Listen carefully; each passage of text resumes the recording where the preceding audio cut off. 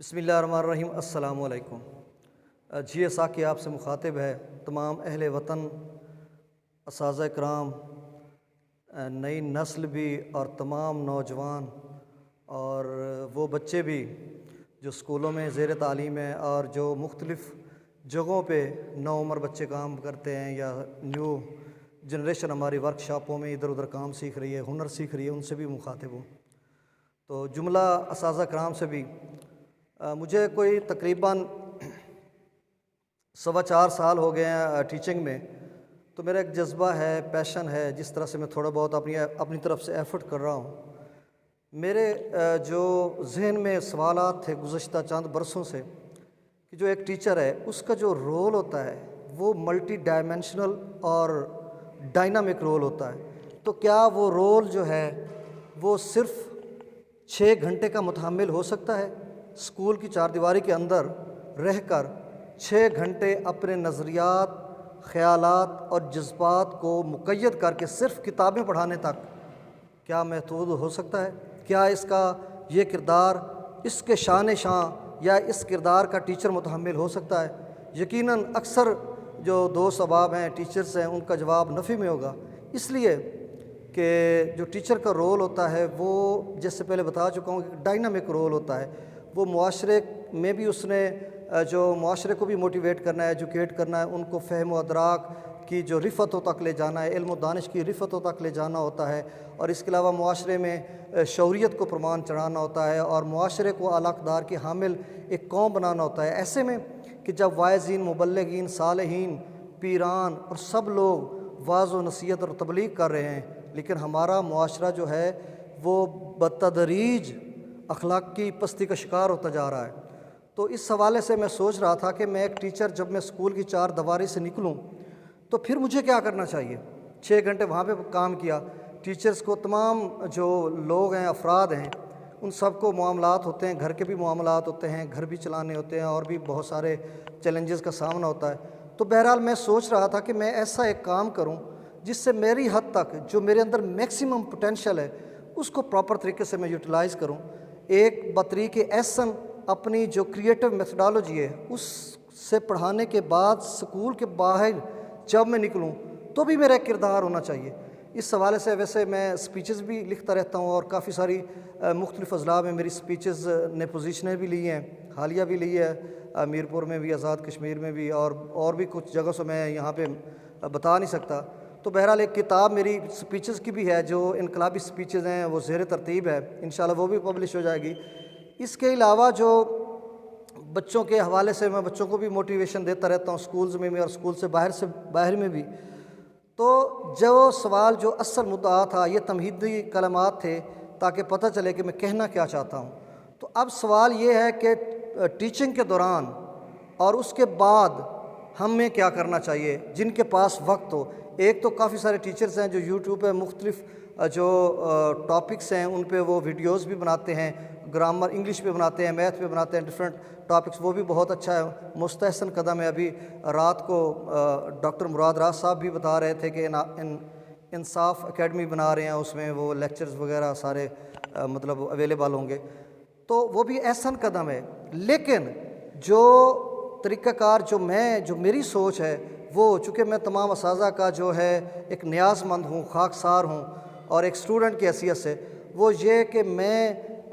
نے ایک سماجی رابطے کی ویب سائٹ یوٹیوب یا ٹویٹر یا فیس بک پہ ڈفرینٹ پیجز جو ہیں ہم لوگ کریٹ کر رہے ہیں، اس میں ہم لوگ جو ہے اساتذہ کرام چند مل کر، اسٹوڈنٹس مل کر، ہم ایسی جو ایجوکیشنل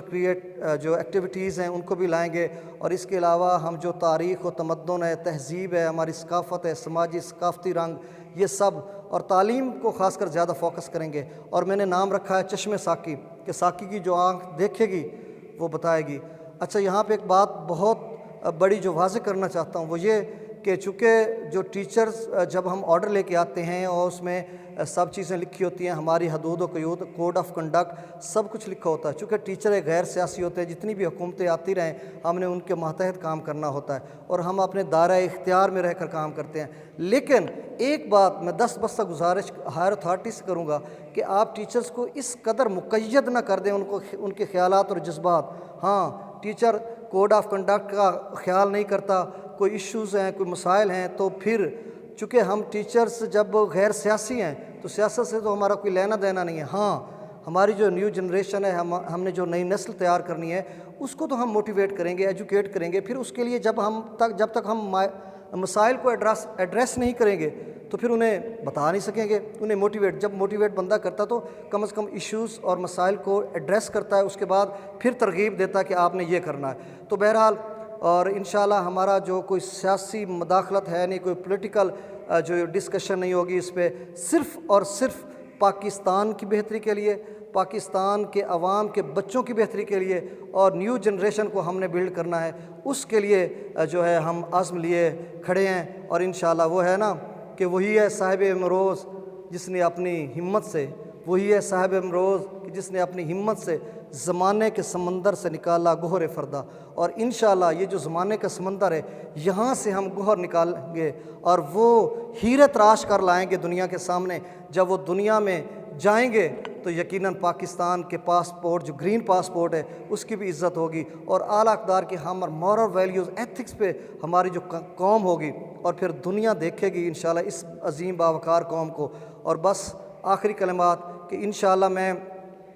آئندہ دنوں میں تمام اساتذہ کرام جو میری ویڈیو سنے گا ان سے گزارش ہے، اگر آپ دلچسپی لینا چاہتے ہیں تو ہم جو پیجز کا لنک بھیجیں گے اس کو آپ سبسکرائب بھی کریں گے، اور اس میں ہمارا جو حوصلہ بھی بڑھائیں گے، اور ہمیں جو تجاویز بھی دیں گے اس حوالے سے کہ جب سکول کا ٹائم گزرے گا تو اس کے بعد سکول کے ٹائم کے بعد اور سنڈے اسپیشل ہمارے لیے ہوگا، اور سنڈے ہم لوگ کام کریں گے اور تعلیم کو اجاگر کریں گے۔ اور جہاں پہ انرولمنٹ کا مسئلہ ہے، بچے جو رورل ایریاز سے سکولز میں نہیں جاتے، ابھی ہمارا ریور بیڈ کا علاقہ ہے، وہاں سے بھی کافی بچوں کے ایشوز ہیں، تو انشاءاللہ ان کو بھی ہم سکولوں میں لے کے آئیں گے۔ ہمارا جو لٹریسی ریٹ ہے وہ 62% ہے، اس کو بھی ہم اوپر لے کے جائیں گے۔ تو تمام تجاویز پہ بھی عمل کیا جائے گا۔ اس کے بعد جب